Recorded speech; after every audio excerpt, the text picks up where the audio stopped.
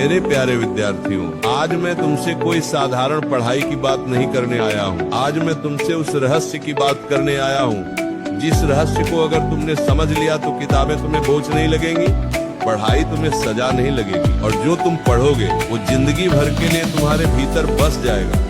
आज का प्रश्न बहुत छोटा है लेकिन इसका उत्तर बहुत गहरा है। किस समय पढ़ने से पढ़ा हुआ कभी नहीं भूलता। ध्यान से सुन, क्योंकि आज जो बात मैं कहने जा रहा हूँ वो सिर्फ परीक्षा पास करने की नहीं है, वो तुम्हारा भविष्य बनाने की बात है। याद रखने की शक्ति किताबों में नहीं, मन की अवस्था में होती है। बच्चों, अधिकांश विद्यार्थी ये गलती करते हैं कि वो सोचते हैं अगर मैं ज्यादा घंटे पढ़ लूँ तो याद हो जाए। लेकिन मैं तुमसे पूछता हूँ, क्या कभी ऐसा नहीं हुआ कि तुमने 5 घंटे पढ़ा और अगले दिन सब भूल गए? और कभी ऐसा भी हुआ कि सिर्फ 30 मिनट पढ़ा और वो बात आज तक याद है?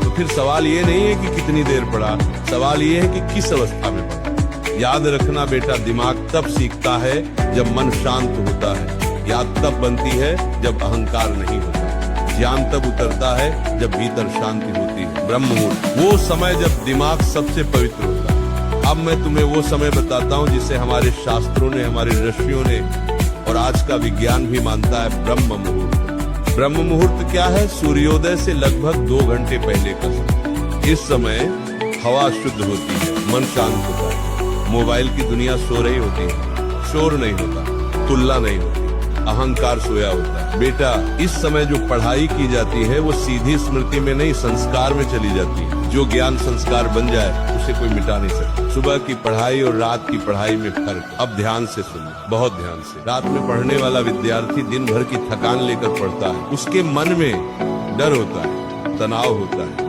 तुलना होती है, मजबूरी होती है। लेकिन सुबह पढ़ने वाला विद्यार्थी खाली मन लेकर बैठता है, किसी से आगे पीछे होने का डर नहीं, मन में शांति, दिमाग ताजा।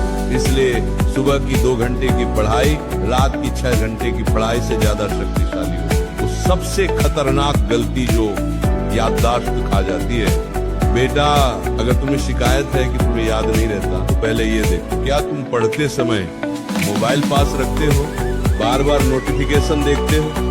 पढ़ते वक्त कुछ ना सोचते रहना। याद रखना, बिखरा हुआ मन कभी याद नहीं रख सकता। जब तुम पढ़ रहे हो और तुम्हारा मन कहीं और है तो शब्द आंखों से गुजर जाते हैं लेकिन आत्मा तक नहीं पहुंचते। पढ़ाई से पहले मन को कैसे तैयार करें, अब मैं तुम्हें वो उपाय बता रहा हूँ जो कोई शिक्षक नहीं। पढ़ने से पहले 5 मिनट आंख बंद करो, गहरी सांस लो, मन ही मन कहो, मैं सीखने बैठा हूँ, मैं श्रेष्ठ बनने बैठा हूँ, मैं अपने भविष्य की नींव रखने बैठा हूँ। जब मन ये स्वीकार कर लेता है तब पढ़ा हुआ सीधे भीतर उतरता है। याद रखने का नियम समझो, रटो मत। बेटा, जो चीज तुम समझते हो उसे याद रखने की जरूरत नहीं पड़ती, लेकिन जो चीज तुम रटते हो वो डर के साथ जुड़ी होती है और डर के साथ जुड़ा ज्ञान टिकता नहीं। इसलिए पढ़ते समय खुद से पूछो, ये क्यों ऐसा है, इसका कारण क्या है, इसका जीवन में उपयोग क्या है। जब प्रश्न पैदा होता है तो स्मृति अपने आप मजबूत होती है। निरंतरता, रोज थोड़ा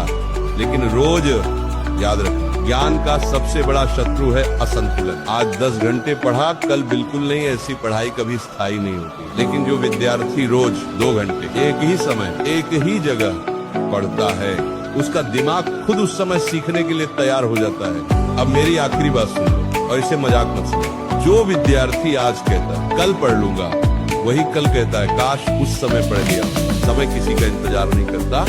अगर आज तुम्हारे पास उम्र है, ताकत है, दिमाग है और तुम फिर भी नहीं पढ़ रहे तो आने वाला समय तुम्हें माफ नहीं करेगा। आज सुबह उठो, अपने भविष्य को प्रणाम करो और पढ़ाई को साधना बना लो, क्योंकि जो ज्ञान साधना बन जाए वो जीवन बदल देता है। अगर मेरी बात दिल तक पहुंची हो तो आज से ही समय बदल दो, क्योंकि सही समय पर की गई पढ़ाई पूरी जिंदगी को रोशन कर दे। जिस उम्र में तुम्हें किताबों से दोस्ती करनी थी, अगर उस उम्र में तुमने बहानों से दोस्ती कर ली तो आने वाली उम्र में तुम्हें आंसुओं से दोस्ती करनी। समय किसी का इंतजार नहीं करता बेटा। जो आज सुबह सोता रहा कल जिंदगी उसे झकझोर कर जगा देगी, लेकिन तब तक बहुत देर हो चुकी। आज तुम्हारे पास आंखें हैं देखने की, दिमाग है सोचने के लिए, हाथ है मेहनत करने के लिए।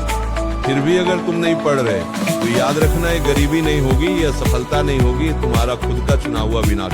अब एक प्रश्न है और इसका उत्तर तुम्हें देना है किसी को नहीं, सिर्फ खुद को।